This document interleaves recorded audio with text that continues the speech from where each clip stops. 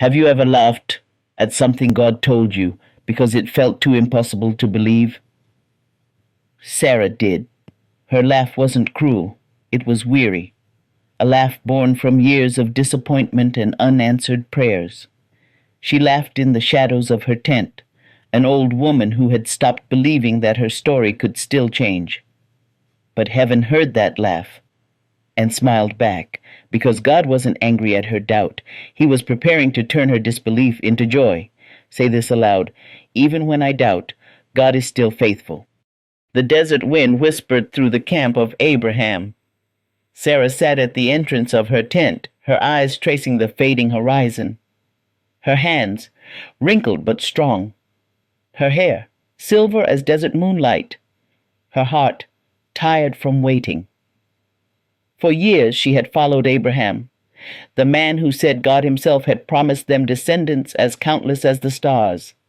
And Sarah went wherever he went. Through famine, through foreign lands, through danger and drought. She built altars beside him. She packed and unpacked their tents. She listened as he prayed to a God she could not see. And still her womb was empty. Every morning she woke to silence. Every night she whispered prayers that seemed to vanish into the sky. Her friends became mothers. Their children became adults. Sarah remained childless.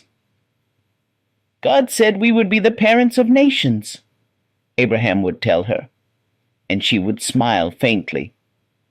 But behind that smile lived pain. Say this aloud: God's delay is not his denial. One evening Sarah could bear it no longer. She looked at her servant Hagar and thought, maybe this is how God will do it.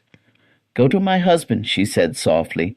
Perhaps through you I will have a child. It was a plan born from desperation. But the moment Hagar's belly began to swell, Sarah's heart began to break. Envy replaced peace. Bitterness replaced hope. Hagar mocked her. Sarah mistreated her. And soon the tent was filled with tension instead of faith. Hagar fled, but returned at God's command, and a son was born, Ishmael. Abraham rejoiced. Sarah retreated. Her idea had worked, but she had no peace to show for it. Say this aloud: when I step ahead of God, I step out of peace. Years passed. Abraham turned 100. Sarah turned 90. Hope had faded, until one scorching afternoon, Abraham looked up and saw 3 men standing by the great oak of Mamre. Without hesitation, he ran to meet them. Please stay, he said. Rest here while we prepare food for you. Sarah baked bread and watched from inside the tent as her husband served the mysterious guests. Something about them felt holy, like eternity itself had come to visit. Then one of them asked, Where is your wife, Sarah? In the tent, Abraham replied.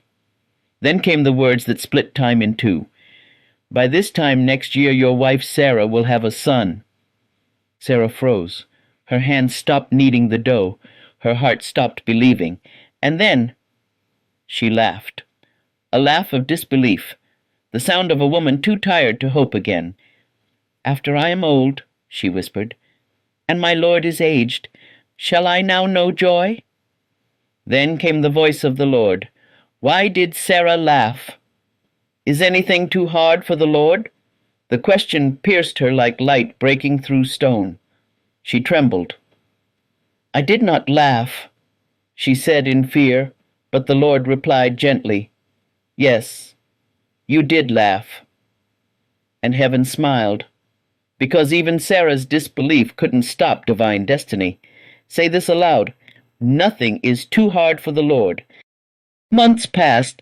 Then one morning Sarah felt something strange, a flutter inside her, a quickening, life. She gasped. The miracle had begun within her. Abraham wept when he heard the news. The tent that once knew sorrow now echoed with songs of praise. Sarah's face glowed. Her joy returned.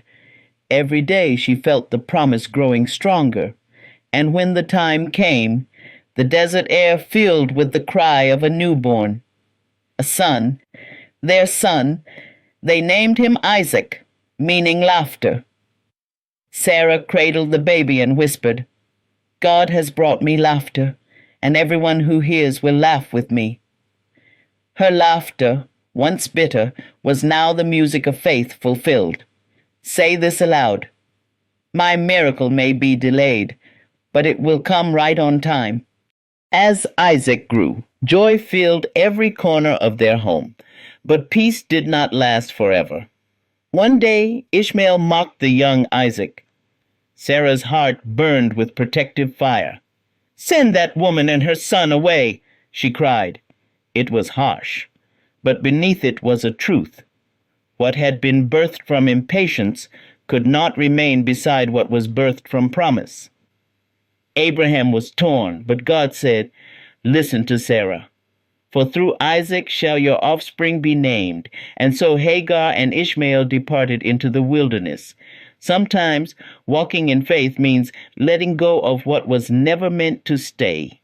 Say this aloud. I release what was never meant to stay. Years rolled on. Abraham grew older. Sarah's hair turned snow white, but every time she heard Isaac laugh, she smiled, because his laughter was proof that God keeps his word. Her faith had faltered. Her patience had failed. But God's promise had never changed. Sarah lived a full life, and when she passed, her story did not die. Centuries later, her name was spoken again in Scripture. By faith, Sarah herself received power to conceive because she considered him faithful who had promised. Hebrews 11:11. Sarah's story isn't only about waiting for a child, it's about waiting for God. It's about believing when nothing makes sense, trusting when hope has withered, holding on when every reason says let go. Maybe you've been waiting too. Maybe your laughter has turned into tears. Listen closely. God still remembers your name. Your promise is not forgotten. Say this aloud. What God started, He will finish. Delay does not mean defeat.